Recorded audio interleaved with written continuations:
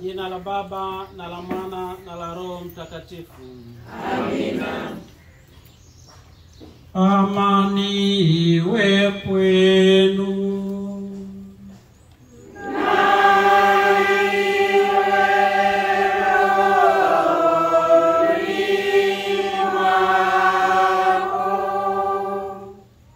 Mheshimiwa Padri, Mheshimiwa Mama Mkuu wa Shirika la Mtakatifu Jeremiah Gregorian, masista wote, wana chama wa Mtakatifu Rita wa Kasha na watu wote wenye mapenzi mema ambao tumejumuika katika misa hii takatifu, tukiwa na lengo tu la kufanya matendo yetu ya ukarimu ndani ya kipindi hiki cha Kwaresma. Tunatambua wazi kuwa sisi tumejinyima, lakini tulichojinyima tunakusudia tushirikiane na wenzetu kwa ukarimu mkubwa, ili Mungu aendelee kuwa sehemu ya neema na baraka katika maisha yetu, katika kazi zetu na katika familia zetu. Ndio maana tumeleta maombi yetu mbele ya Mwenyezi Mungu yapate kibali na Mungu, kama jinsi ambavyo tumetoa sadaka zetu za ukarimu zimeugusa moyo wa Mungu. Mungu tunataka aguse pia katika maombi haya ambayo tumeyatoa, tumeandika sisi wenyewe, lakini pia mengine mengi ambayo yapo ndani ya mioyo yetu, tuyaweke katika altari ya Mwenyezi Mungu, yauguse moyo wa Mungu, na katika kugusa huko Mungu anyoshe mkono wake, atupatie neema na baraka zake.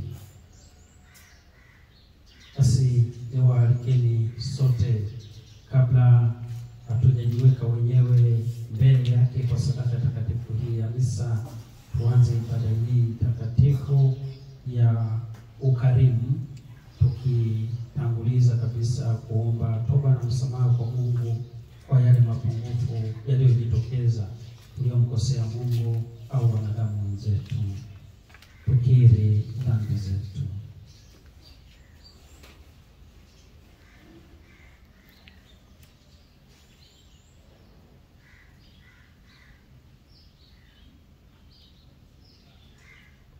Namuungamia Mungu Mwenyezi.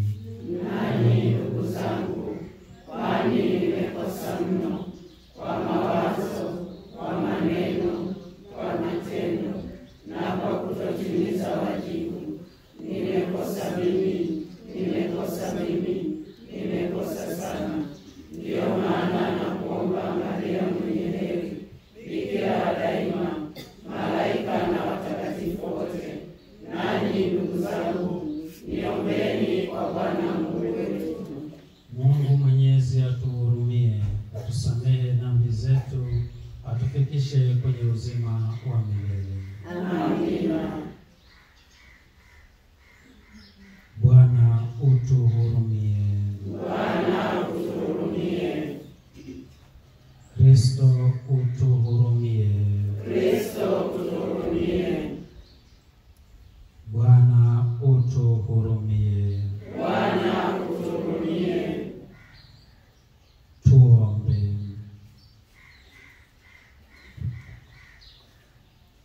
Bwana, unatujalia kuadhimisha kila mwaka kwa furaha kipindi cha Kwaresma. Tunakuomba tuweze kuambatana na sakramenti za Kipasaka ili tupate kufurahiwa kikamilifu na matunda yake. Kwa njia ya Bwana wetu Yesu Kristo mwanao, anaishi na kutawala nawe katika umoja wa Roho Mtakatifu, Mungu milele na milele. Amina. Somo la kitabu cha Matendo ya Mitume, sura ya 4 aya ya 32 hadi ya 35. Jamii ya waamini ilikuwa moyo mmoja na roho moja. Hakuwepo kati yao aliyedai mali yake binafsi, bali walishirikiana yote. Mitume waliushuhudia ufufuko wa Bwana Yesu kwa uwezo mkubwa, na neema tele ikawa na wao wote. Hakupatikana mhitaji miongoni mwao, kwa maana wote wenye mashamba au nyumba waliyauza na kuleta mapato yake, nayo wakayaweka miguuni pa mitume, na kila mtu akapewa kwa kadiri ya mahitaji yake. Neno la Bwana. Tumshukuru Mungu. Wimbo wa katikati. Kiitikio: ninavyotaka ni fadhili, si sadaka.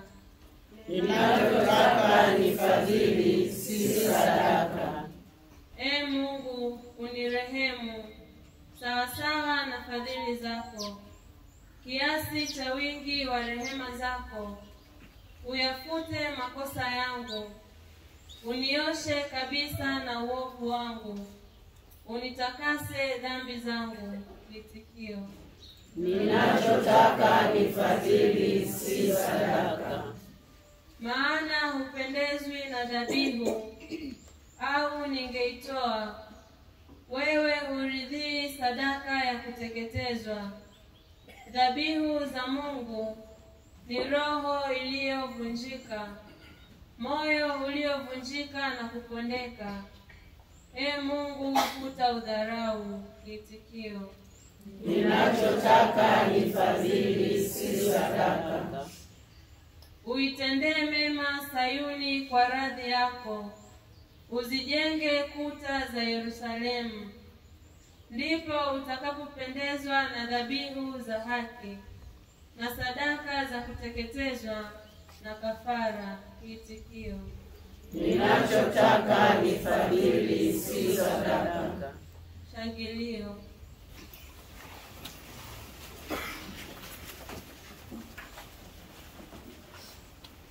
Tupilieni mbali nanyi makosa yenu yote mliyoyakosa yote, asema Bwana. Jifanyieni moyo mpya na roho mpya. Bwana awe nanyi, nawe rohoni mwako. Somo la Injili takatifu ilivyoandikwa na Mathayo. Utukufu kwako, Ee Bwana. Atakapokuja Mwana wa Mtu katika utukufu wake, na malaika wote pamoja naye, ataketi katika kiti cha utukufu wake, na mataifa yote yatakusanywa mbele yake. Atawabagua watu kama vile mchungaji anavyobagua kondoo na mbuzi. Atawaweka kondoo upande wake wa kulia na mbuzi upande wake wa kushoto. Halafu mfalme atawaambia wale wa kulia kwake, njoni ninyi mliobarikiwa na Baba yangu, urithini ufalme mliowekewa tangu mwanzo wa dunia. Kwa maana nalikuwa na njaa mkanilisha, nalikuwa na kiu mkaninywesha, nalikuwa mgeni mkanikaribisha, nalikuwa uchi mkanivisha, nalikuwa mgonjwa mkaja kunitazama, nalikuwa kifungoni mkaja kuniona. Hapo waadilifu watamjibu na kusema, Bwana, ni lini tulipokuona una njaa tukakulisha, au una kiu tukakunywesha? Lakini tulikuona u mgeni tukakukaribisha, au u uchi tukakuvisha? Au ni lini tulikuona u mgonjwa au kifungoni tukakuja kukuona? Mfalme atawajibu, amin nawaambieni, mliyomtendea mmojawapo wa hawa ndugu zangu walio wadogo, mlinitendea mimi. Kisha atawaambia na wale wa kushoto, ondokeni kwangu ninyi walaniwa, nendeni katika moto wa milele uliowekwa tayari kwa Shetani na malaika wake. Kwa maana nalikuwa na njaa hamkunilisha, nalikuwa na kiu hamkuninywesha, nalikuwa mgeni hamkunikaribisha, nalikuwa uchi hamkunivisha, nalikuwa mgonjwa na kifungoni hamkunitazama. Hapo wao pia watajibu na kusema, Bwana, ni lini tulikuona una njaa au una kiu au mgeni au una nguo au u mgonjwa au kifungoni tusikutumikie? Naye atawajibu, amin nawaambia, mliokosa kuwatendea mmojawapo katika hawa wadogo, hamkunitendea mimi. Na hao wataingia katika adhabu ya milele, bali waadilifu wataingia katika uzima wa milele. Neno la Bwana. Sifa kwako, e Kristo.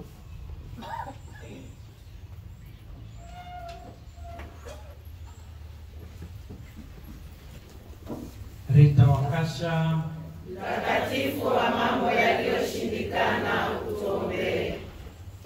msalaba wa Kristo, Nguvu yetu. Bwana sauti. Msalaba wa Kristo, Nguvu yetu. Rita Wakasha, Mtakatifu wa mambo yaliyoshindikana, utuombee. asanteni sana. Leo tunaunganisha vitu viwili vikubwa, mtakatifu wa mambo yaliyoshindikana, na tunamwomba tuombee, na msalaba wa Kristo ni nguvu yetu. Katika hapa tulipo tunaona wazi kabisa jinsi ambavyo msalaba wa Kristo katika maisha ya mwanadamu. Lakini haishii hapo, tutaona kuwa faraja kubwa ambayo ya hiyo nguvu yetu. Pamoja na misalaba ambayo inapitia mwanadamu, bado watu wanabaki kuwa na nguvu na matumaini makubwa. Ndio maana nimeanza kwa hizo salamu mbili nzuri na za pekee. Rita Wakasha, mtakatifu wa mambo yaliyoshindikana, na tunaomba tuombee ili na sisi kwenye mambo yetu ambayo yanashindikana tupate password ya kuingilia huko. Lakini pia msalaba wa Kristo ambao tunaubeba kila siku ya maisha yetu uwe nguvu yetu, na kwa sababu hiyo tushinde katika yote. Masomo yetu tuliyoyasikia nimependa kuyachagua, hayapo katika mtiririko wa liturujia ya leo ya masomo, lakini nimependa kuyachagua kwa ajili ya tukio letu hili zuri na la pekee sana la kuigwa na watu wengi mbalimbali ambao wana moyo na wanajua kuwa wameumbwa kwa sura na mfano wa Mungu, wamejaliwa karama za pekee, na wanajua kuwa kuna tofauti ya karama na Mungu anamgawia kila mmoja kwa kadri jinsi anavyoona. Somo letu la kwanza linatukumbusha misingi kabisa ya maisha ya mwanzo kama wa Kristo: kuishi pamoja, kupendana, kuheshimiana, kuthaminiana na kujaliana katika taabu na raha. Ni maisha ambayo yalikuwa ya mtindo wake mazuri kweli, maisha yaliyoonyesha taswira kweli ya Mungu yupo kati yetu, yani Emmanuel. Tunaposema ni Mungu pamoja nasi, yanajidhihirisha katika hali hiyo. Wenzetu wale wa kwanza, kila mmoja alilima kwake, lakini katika matumizi yake walioweka pamoja. Kila mmoja alikuwa na mambo yake huko, wakaweka pamoja. Na walipoweka pamoja, hakuchukua mtu kwa kadri jinsi alivyoleta, ila alichukua kwa kadri ya uhitaji wake. Uwe umekusanya vingi, lakini uhitaji wako ni kidogo, utachukua kidogo. Uwe umekusanya vichache, lakini uhitaji wako ni mwingi, utachukua vingi. Maisha yalikuwa yanapendeza sana. Haya ndio maisha ya ujamaa. Ndio misingi ambayo Nyerere alikuwa na ndoto nzuri ya kujalia taifa letu, kwa tuishi kuwa wajamaa. Tungeishi kuwa wajamaa, ukawa hakuna ubinafsi, hakuna uchoyo, hakuna madhara mbalimbali katika ulimwengu au katika nchi yetu ya Tanzania. Lakini kwa sababu baadaye tuliruhusu roho ya ubinafsi, roho binafsi akatutafuna, na alipotutafuna ubinafsi akaingia rushwa, kwa sababu ndio ndugu zake hao ni watu wa familia moja. Rushwa imeingia mpaka ikazaa sasa ufisadi, na ufisadi na wenyewe umechukua nafasi ya pekee sasa. na sasa tumeingia katika hali ya ubepari mzito, aliyenacho anacho kweli, ambaye hana kweli. Leo tunakumbushwa kuwa kurudi katika misingi hiyo katika somo hili la Matendo ya Mitume, kuwa turudi, tuanze upya, turudi tutambue maisha yetu ya.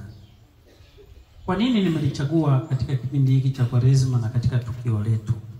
Tukio letu hili litatukumbusha kuwa leo tunakuja tunafanana kabisa na wale Wakristo wa mwanzo. Tunakusanya kwa pamoja na tunatoa kwa pamoja kwa kadri ya uhitaji wa wale tunaowapelekea huduma hiyo. Ni jambo la kupendeza na la kufurahisha sana. Ndio maana tuna sababu ya kumshukuru Mungu kwa ajili ya kila mmoja wenu kwa sadaka zenu. Na ndio maana tumependa kuwa tunapofikia hatua hii ya kusali pamoja hivi, tusali pamoja na hawa ambao tunawapelekea hivi vitu, ili isije kaonekana kuwa ni maneno ya watu wachache, kuwa hawa watu hawana uhitaji au labda wapo katika hali fulani. Uone uhitaji wao, na katika uhitaji huo tuna namna gani ya kufanya. Lakini somo letu la Injili linatukumbusha pia Yesu mwishoni kabisa wa nyakati zetu atawagawa wanadamu katika sehemu mbili, kulia na kushoto, lakini anatumia kabisa maneno ya kondoo na mbuzi. Mbuzi wataenda kushoto, kondoo wataenda kulia. Nini maana yake?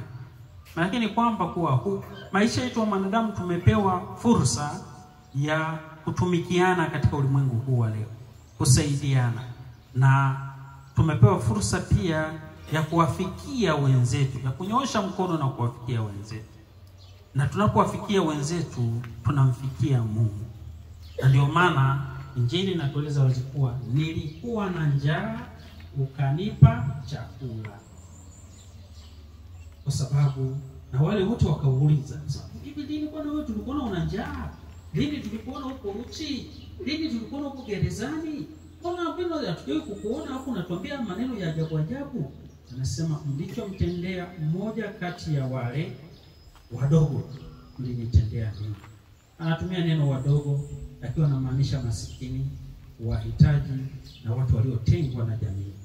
Hao ndio wadogo wa Yesu. Na tunapotenda mambo hayo kwao, tunamtendea Mungu mwenyewe. Na ndio maana wale wengine hawakufanya hivyo, walidharau, walipita, wakaona, wakadharau, wakaacha, wakaendelea na mambo yao. Wakaendelea kula na kunywa, wakafurahi, lakini mwisho wakaambia vikuwa nilikuwa na njaa ukunipa chakula na nilikuwa uchi ukunivika.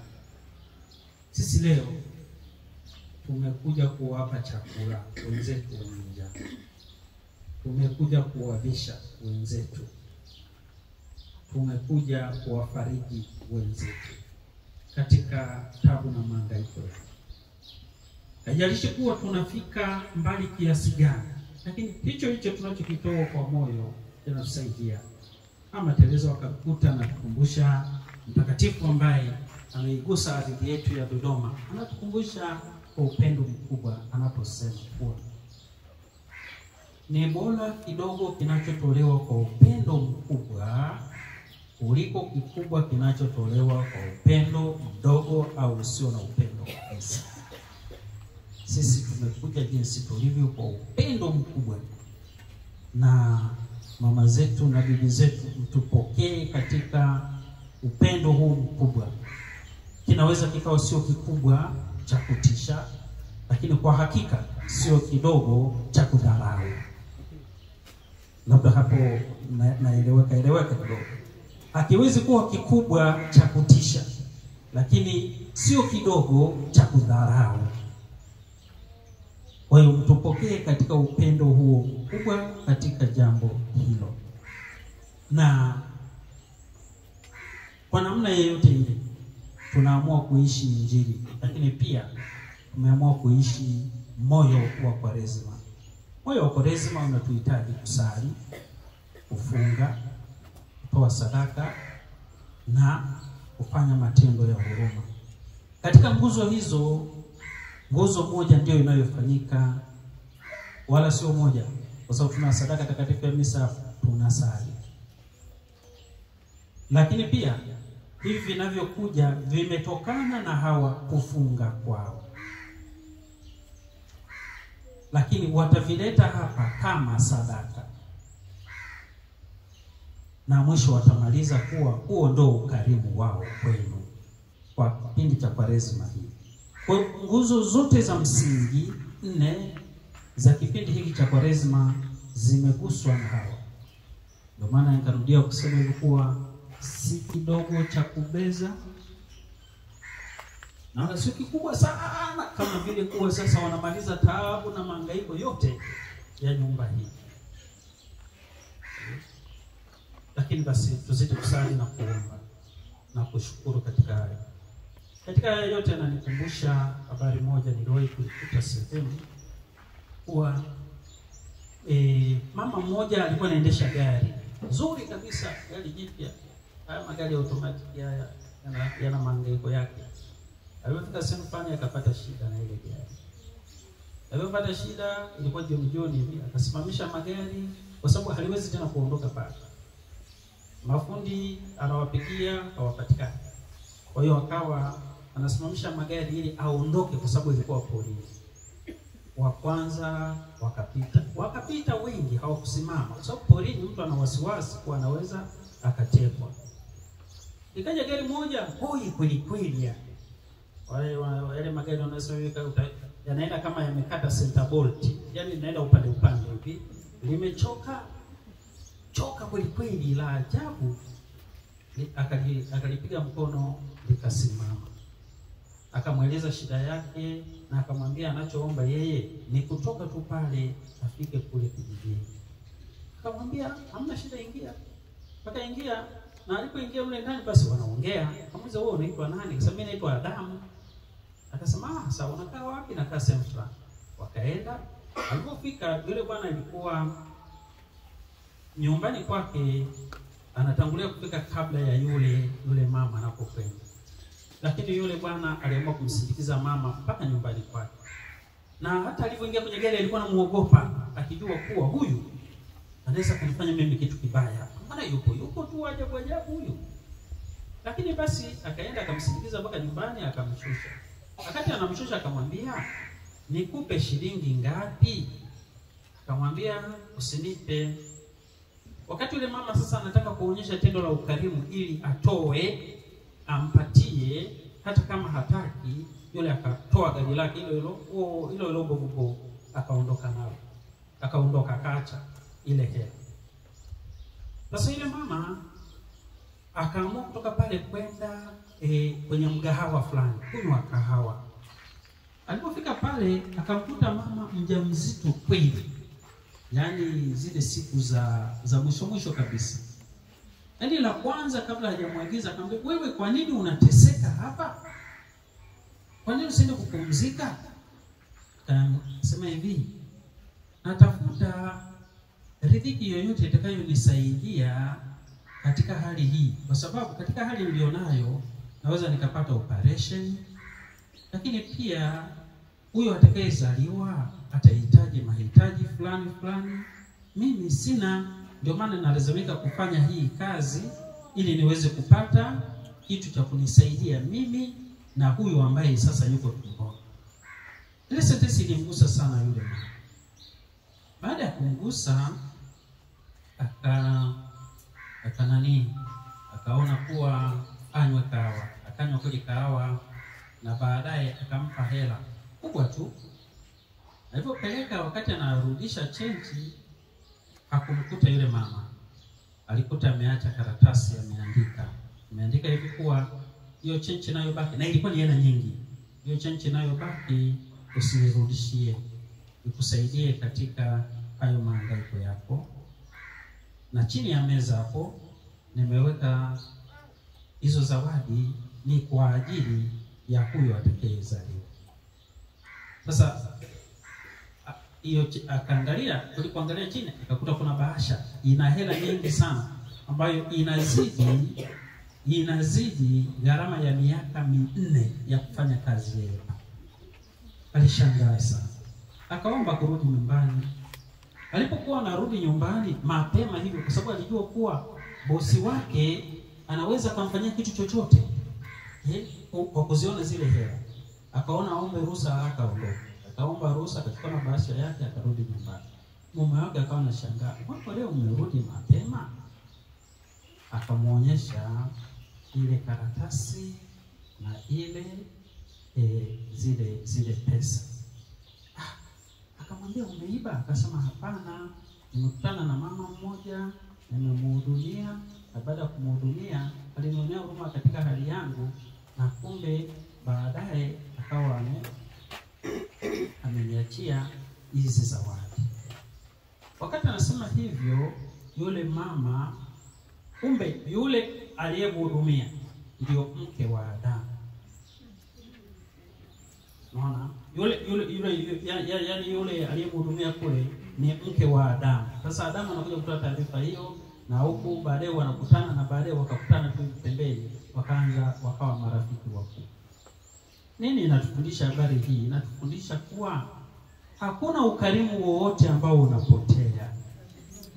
Hebu niambie, kama Adamu angekubali kuchukua ile shilingi 2,000 au 3,000 ya yule mama, wangepata hiyo hela karibu ya miaka 4. Kwa hiyo ukarimu kila siku unatufundisha na unatupiga hatua moja mbele ya kufanya mambo mazuri na makubwa kabisa. Tuendelee kutenda ukarimu. Na ukarimu siku zote unalipa. Mifano katika Biblia ipo wazi na inajionyesha. Yule kijana aliyekuwa na mikate 5 na samaki 2, ambaye Yesu alichukua ile mikate akaibariki na akawagawia watu zaidi ya 5,000, wakala wakasaza na wakakusanya vikapu 12 vya mikate. Angeamua kuificha ile mikate, angepata vile vikapu 12? Asingepata. Ila ukarimu wake wa kutoa ile mikate, yeye mwenyewe akala, akalisha na watu wengi, na baadaye akakusanya vikapu 12. Katika sadaka zetu tunazozitoa siku zote, lazima tunuie kugusa moyo wa Mungu. Lazima tuuguse moyo wa Mungu. Tukiugusa moyo wa Mungu, Mungu anaenda kutenda mambo mazito kabisa na makubwa katika maisha yetu. Muone na yule mjane wa Sarepta. Kitabu cha Wafalme sura 19. Mjane wa Sarepta ana viunga vidogo vya kumsaidia yeye tena kukoroga uji, sio kutengeneza hata mkate, kukoroga uji ale afe. Mvua haijanyesha pale miaka 3.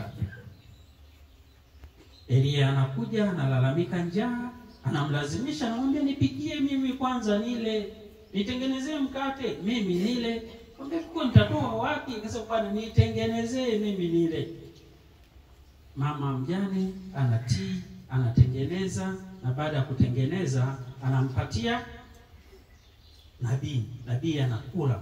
Anapoondoka anamshukuru. Anamwamuru sasa na wewe nenda ukatengeneze. Akasema, "Kwa mimi nimemaliza unga wote, unaniambia nini nikatengeneze? Natengenezea nini?" Akasema, "Nenda." Anaenda kwenye kile kikapu, anakuta kimejaa unga. Lakini na ile chupa ya mafuta imejaa mafuta. Wakaendelea kupunguza pale, wanapunguza, kila wanapopika, kila kuangalia anakuta na chupa ya mafuta kesho yake tena anapunguza, kila kuangalia unga anakuta na chupa ya mafuta mpaka mvua ikanyesha. Hiyo kwa nini Mungu asifanye kwako? Mungu kashiri kwako kufanya katika mambo haya, ukiwa mkaribu na ukiugusa kweli moyo wa Mungu kabisa, atafanya. Lazima tumwamini Mungu katika kazi na katika matendo yake. Turudi tena kidogo niwaambie kitu kingine. Nafahamu yule mama yule katika Biblia ambaye alikuwa anatoka na damu miaka 12 mbele ya Marko. Akamwendea Yesu. Kuna umati mkubwa kweli wa watu wamejaa pale. Akasema, "Mimi siwezi kufika kwa yule bwana, lakini ningejipenyeza kwa namna yeyote, niguse tu pindo la vazi yake. Yaani kama mimi kanzo hapa hivi kwa nikaguse tu mimi naweza nikapona kutokana na shida hii kubwa." Akajipenyeza, akaenda akagusa. Yesu baadaye akamuuliza, akamwambia, akawauliza wanafunzi wake, hivi ni nani aliyenigusa? Wanafunzi wake walimuona kama kichaa hivi. Watu wamejaa namna hiyo. Unasema hivi ni nani amenigusa?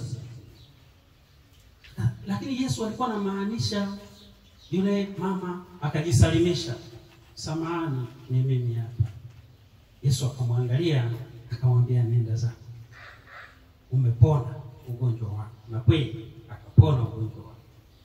Hiyo nataka kuuliza kuwa hivi pale katika ule umati, hivi ni yule mama peke yake ndiye alimgusa Yesu? Wengi walimgusa, lakini mimi nasema hivi kuwa wengi walimpapasa, ila yule ndio alimgusa Yesu. Wengine walikuwepo hata wanamsukuma na nini, lakini walikuwa wanampapasa. Mungu hataki kupapaswa katika matoleo. Mungu anataka kuguswa katika matoleo yetu. Na tunapomgusa Mungu katika matoleo yetu, anaenda kututendea mambo makubwa na ya pekee sana katika maisha yetu. Thubutu siku moja na wakati mwingine mwingi kumgusa Yesu, usimpapase. Mungu anataka sadaka iliyo hai. Ndio maana nasema siku zote kuwa matoleo yetu, sadaka zetu ziuguse moyo wa Mungu, ili Mungu aende akaachie neema na baraka juu yetu. Tumsifu Yesu Kristo. Milele amina.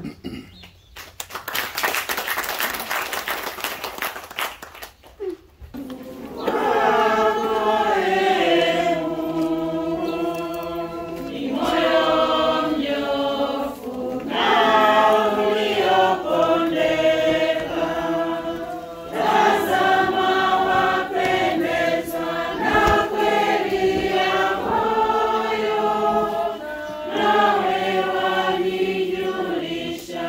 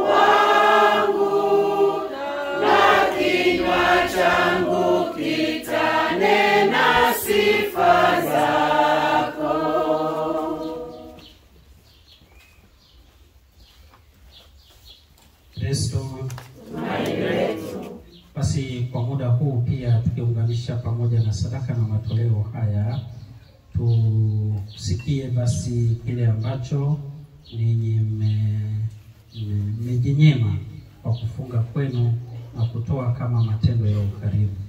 Karibuni, tuketi na tusikilize. Mheshimiwa Baba Askofu Msaidizi, Baba Padri Msalo, masista wenyeji wetu,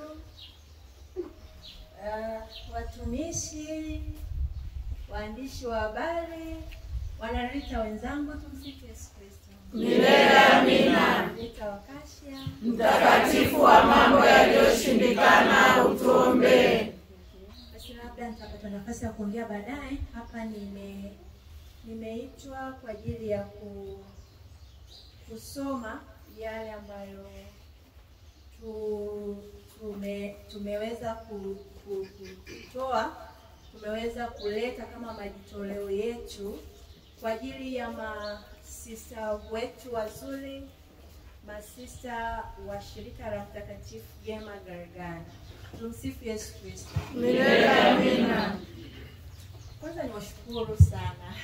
Yaani shukrani zangu sijui hata nizielezeje, lakini Mungu tu ndiye atakayewabariki kwa maombezi ya Mtakatifu Rita Wakashia. Amina. Kuna yale ambayo tulikuwa tumeshayaainisha kwa ambayo tulikuwa tumenunua mpaka jana, Mheshimiwa Askofu. Lakini mpaka hapa, yaani mpaka karibu naanza misa, nimeendelea kupokea majitoleo ya pesa, lakini pia na majitoleo binafsi ya watu. Kwa hiyo tutaweka orodha vizuri, baadaye tutaikabidhi. Kwa sasa naomba tu nisome kama nilivyoyaorodhesha kwa haraka. Tumsifu Yesu Kristo. Milele amina. Kwanza, lengo la kuja mahali hapa mwanzoni tulilopewa ilikuwa ni kwa ajili ya kuchangia ununuzi wa mashine ambayo itawasaidia masista zetu hawa kuinuka, kusogea kwenda mahali kwa pengine, kutoka hapa kwenda pengine. Mashine hiyo mwanzoni tuliambiwa ina gharimu shilingi milioni 3. Kwa hiyo wakati tunaanza kujikusanya kujichanga, tulikuwa tunatafuta milioni 3. Mungu ni mwema kila wakati. Kwa hiyo tunakabidhi hapa slip ya benki ya shilingi milioni 3. Mungu awabariki. Lakini pia wakati tunafanya mawasiliano na Baba Askofu pamoja na mama anayewatunza masista hawa katika nyumba hii, tuliambiwa pia kuna uhitaji tu mkubwa wa sehemu ya kuhifadhia maji. Kwa hiyo mwanzoni tukasema basi tutajitahidi tuone michango inavyoenda, tununue tu simtenki la lita 3. Lakini Mungu ni mwema sana.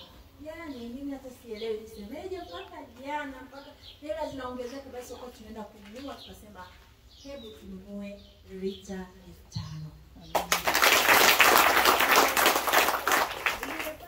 Na imeshaongolewa pia tayari kwa kutumika. Leo maji kama yanatoka, mjaze bibi zetu wasije wakakosa maji.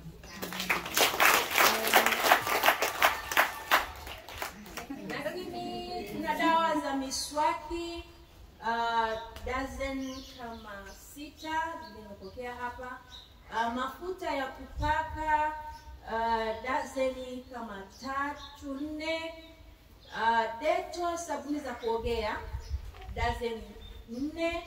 Sabuni ya unga mifuko 4. Sabuni sukari mifuko 3 ile ya kilo 25. Sabuni ya miche katoni 1. Chumvi mifuko 2 yenye pisa 40. Pampers katoni 1. Vitenge doti kama 20 hivi na zaidi.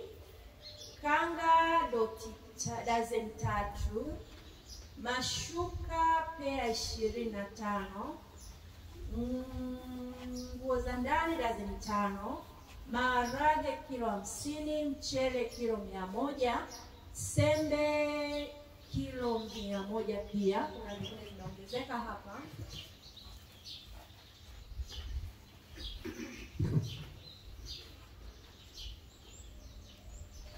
Unga wa ngano kilo 50, mafuta ya kupikia lita 25.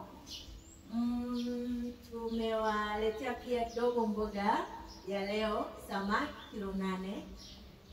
Lakini tuliombwa pia dagaa, tumenunua kilo 5 kwa ajili ya mifupa ya mabibi wetu hawa. Kwa hiyo kumbe usije ukadharau dagaa, au ukipata huko waletee wabibi zetu hawa, sawa? Yeah. Lakini pia tumenunua vifaa vya usafi, fagio za ndani 6, rubber squeezer, fagio za kudekia pamoja na ndoo zake 6, zoreo za takataka 3, sabuni za usafi ziko 7, na tutanunua pia unit kadhaa za umeme yenye thamani ya shilingi 100,000.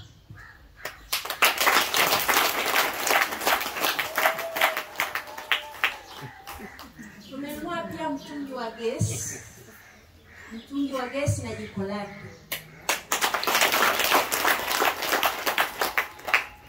Maana tulipoambiwa basi tunaomba mtungi mnaotumia, mabibi walikuwa wanatumia ule mtungi mdogo kabisa kama mnaufahamu wa kuwasha na kiberiti.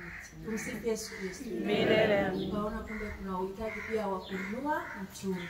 Lakini kuna jiko la gesi kubwa tu wanalo, hawalitumii kwa sasa. Tuliambiwa linafanywa ukarabati, likianza kutumika tutatujulisha, tutakuwa tunawasaidia gesi ya kutumia. Jiko kubwa tu la plate 6 la gesi, lakini alitumika kwa muda mrefu. Tumsifu Yesu Kristo. Sasa tunaona hili gesi tunayoleta iweze kutumika, basi tununue hii jiko pia la kawaida la plate 2, wao wanatumia wakati tunaendelea na ukarabati wa lile la plate 6. Pia kuna mafuta ya kupaka tayari, sabuni za unga tayari, majani ya chai. Majani ya chai, Mungu angaliki mpaka sawa kabisa. Unga wa ngano nilitaja. Kanda mbili. Kuna kanda mbili pea 25.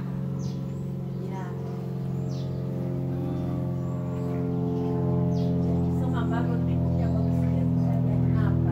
Kijora 20 kwa ajili ya kuwasaidia mzee siku au mlalo hospitali. Kila kitu kinafaa maingia. Tumsifu Yesu Kristo. Tunakosa matumizi. Lakini tumeleta pia piki kadhaa. Kwa wale ambao wataweza kumung'unya, basi wamung'unya wapate sukari kidogo. Kuna dete ya maji chupa moja, miswaki paki kadhaa. Tumewanunulia pia nail cutter na ile ya kukatia kucha. Dazeni 3. Msikae na makucha marefu hivi zetu. Tissue box 1 na toilet paper 10. Handkerchief dazeni 3. Na matunda. Kuna matunda pia kidogo. Kuna watu ambao wana mashamba huko wametupa. Na vingine vingi yani hapo. Nitaorodhesha tu vizuri kwa sababu vingi nimeviandika. Kama mnapoona mzigo huo, Baba Askofu tunaomba uvibariki na tunaomba masista wetu mvipokee na vikafanywe kuwa baraka kwenu. Amen. Ni kidogo lakini tunaomba tu mvipokee. Tumsifu Yesu Kristo. Amen. Asanteni sana kwa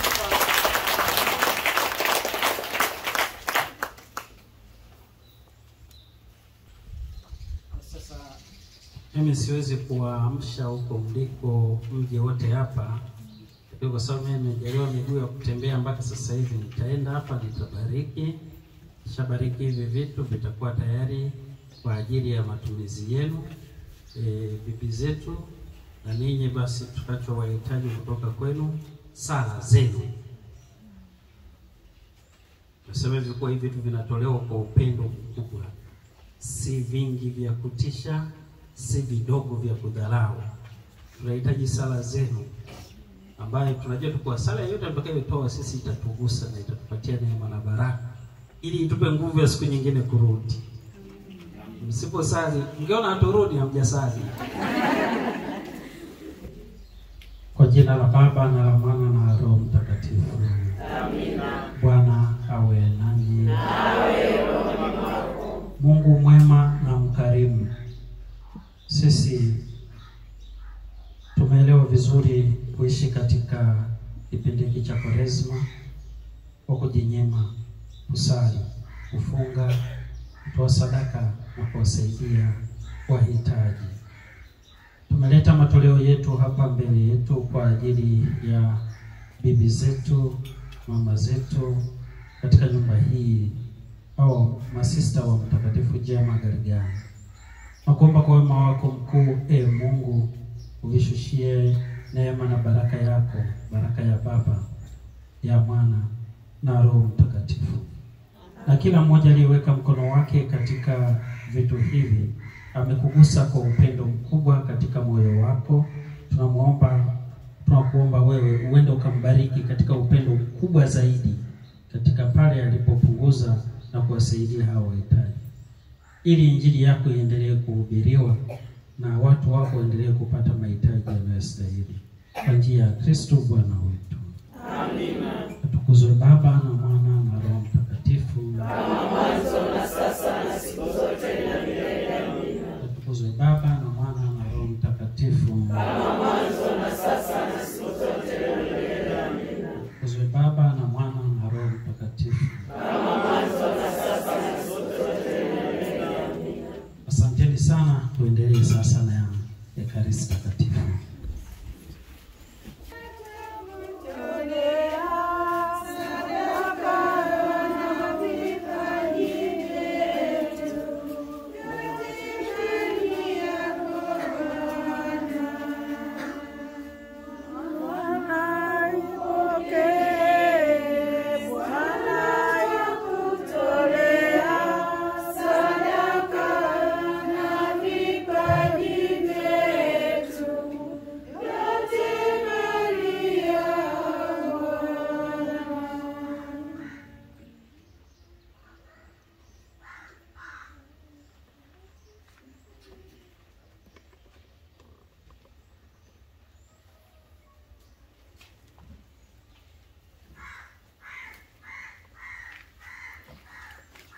Salini ndugu, ili sadaka yangu na yenu ikubalike kwa Mungu Baba Mwenyezi.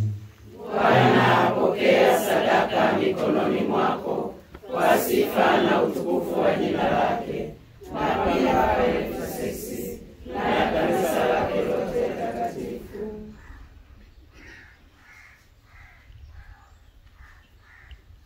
Mungu, kwa neema yako tumewezeshwa kuyajongea mafumbo yako matakatifu kwa mioyo iliyotakaswa.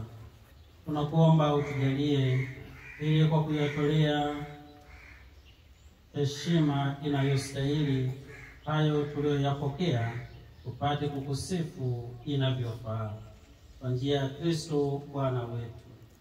Amina. Bwana awe nanyi. Nawe rohoni mwako. Inueni mioyo. Tumeinua kwa Bwana. Tumshukuru Bwana Mungu wetu. Ni vema na haki. Kweli ni vema na haki, tendo la kufaa na la kuleta wokovu. Tukushukuru wewe daima na popote, Bwana Baba uliye mtakatifu, Mungu mwenyezi wa milele. Wewe ulitaka sisi tukutolee shukrani kwa kujinyima, ili kwa njia hiyo hata sisi wakosefu tuondolewe ukaidi, na kwa kuwapatia chakula wahitaji ufanywe waigaji wa ukarimu wako. Kwa hiyo sisi pamoja na umati wa malaika tunakutukuza kwa sauti ya kukusifu tukisema: Mtakatifu, mtakatifu, mtakatifu, Bwana Mungu wa majeshi, mbingu na dunia zimejaa utukufu wako. Hosana juu mbinguni. Mbarikiwa anaye kwa jina la Bwana. Hosana juu mbinguni. Ee Bwana, kweli mtakatifu na chemchemi ya utakatifu wote, tunakuomba uvitakatifuze vipaji hivi kwa nguvu ya Roho wako, ili viwe kwetu mwili na damu ya Bwana wetu Yesu Kristo. Yeye alipotolewa na kuingia kwa hiari katika mateso yake, alitoa mkate, akashukuru, akaumega na akawapa wafuasi wake akisema, twaeni mle nyote, huu ndio mwili wangu utakaotolewa kwa ajili yenu.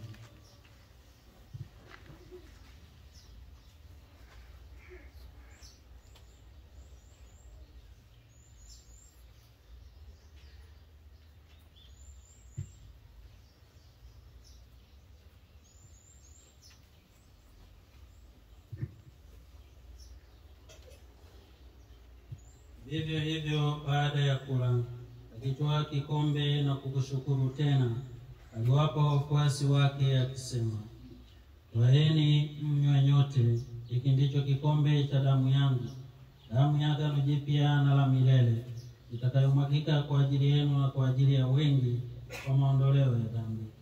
Fanyeni hivi kwa ukumbusho wangu.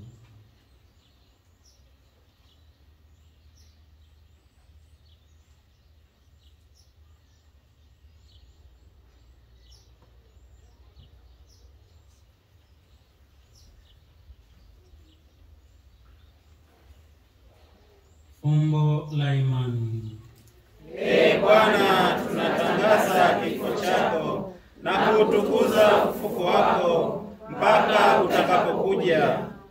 Kwa hiyo, Ee Bwana, tunapoadhimisha ukumbusho wa kifo na ufufuko wake mwanao, tunakutolea mkate wa uzima na kikombe cha wokovu. Tunakushukuru kwa kuwa umetustahilisha kusimama mbele yako na kukutumikia. Pia tunakusihi kwa unyenyekevu, ili kwa kushiriki mwili na damu ya Kristo, kusanywa na Roho Mtakatifu, tupate kuwa jamaa moja. Ee Bwana, ulikumbuke kanisa lako lililoenea popote duniani, likamilishe katika mapendo, pamoja na Baba Mtakatifu wetu Francisco na askofu wetu mkuu Beatus Kinyaia, askofu msaidizi Wilbrod Kibozi na waklero wote. Wakumbuke pia ndugu zetu waliofariki dunia wakiwa na tumaini la ufufuko, na marehemu wote waliofariki dunia katika huruma yako wapokee kwenye nuru ya uso wako. Tunakuomba utuhurumie sisi sote, ili pamoja na Maria Bikira mwenye heri mama wa Mungu na Mtakatifu Yosefu mume wake huyo bikira, mitume wenye heri na watakatifu wote waliokupendeza tangu kale, ustahili kushiriki uzima wa milele na kukusifu na kukutukuza kwa njia ya mwanao Yesu Kristo.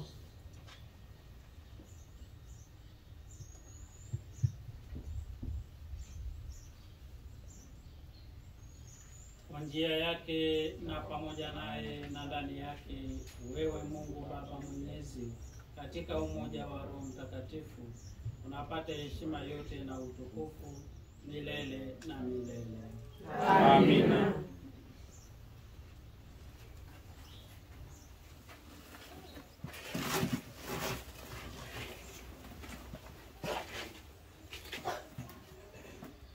Kwa kulitia agizo la Mwokozi wetu na tukifuata mafundisho yake ya kimungu, tunathubutu kusema: Baba yetu uliye mbinguni, jina lako litukuzwe, ufalme wako ufike, utakalo lifanyike duniani kama mbinguni.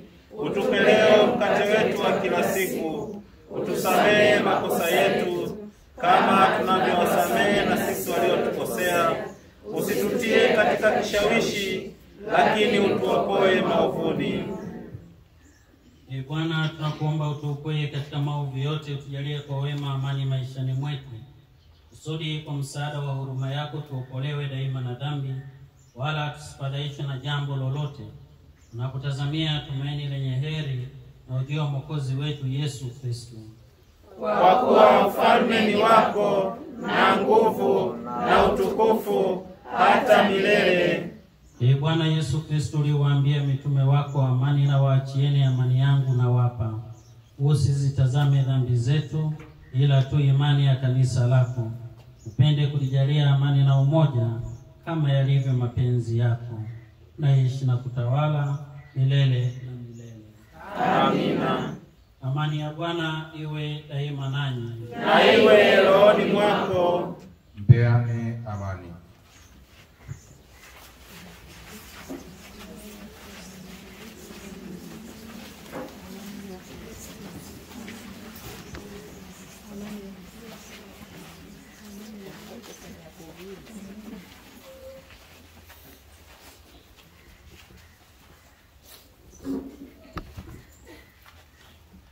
Mwana kondoo wa Mungu, uondoaye dhambi za ulimwengu, utuhurumie.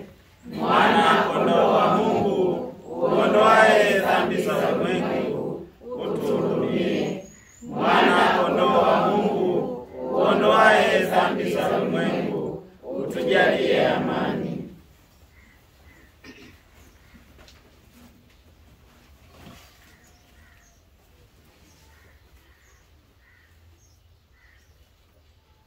tazama mwana kondoo wa Mungu. Tazama ondoaye dhambi za ulimwengu. Sheria walioalikwa kwenye karamu ya mwana kondoo. Ee Bwana, sistahili uingie kwangu, lakini sema neno tu na roho yangu itapona.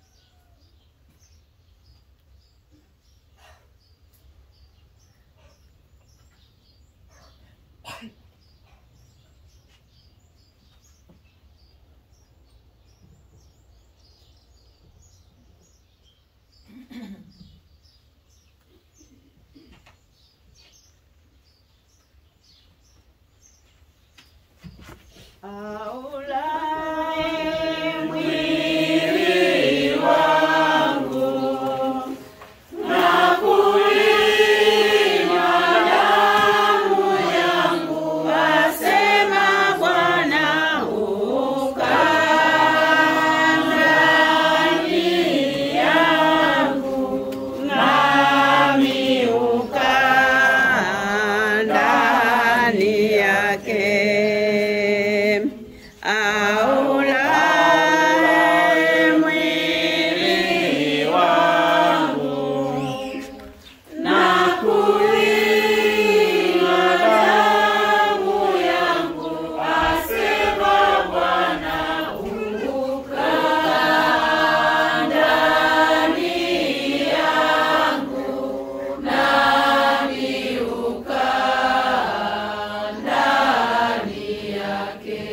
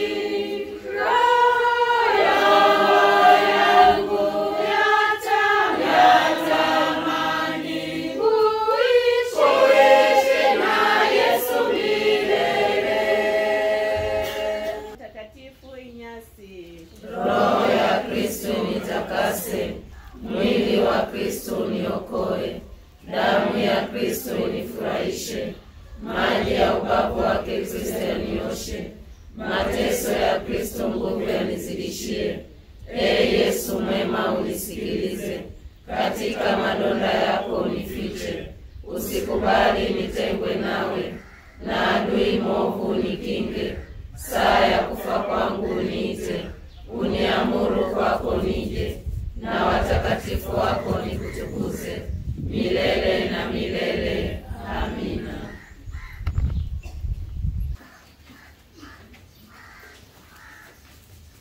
Tuombe.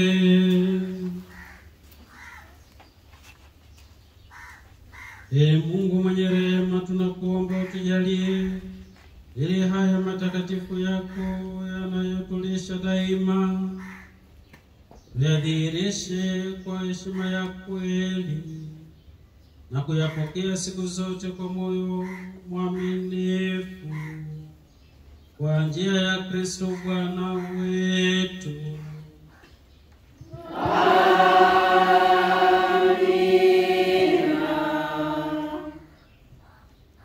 Niombe basi tumalize kwa sadaka ya kanisa kwa baraka yetu, alafu baadaye ndio tuanze kuomba.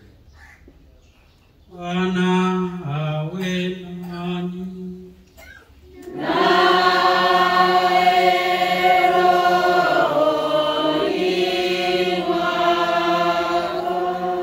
Jina la Bwana litukuzwe. Sasa na hata milele. Msaada wetu katika jina la Bwana. Aliyeziumba mbingu na nchi. Awabariki Mungu Mwenyezi, Baba, Mwana na Roho Mtakatifu.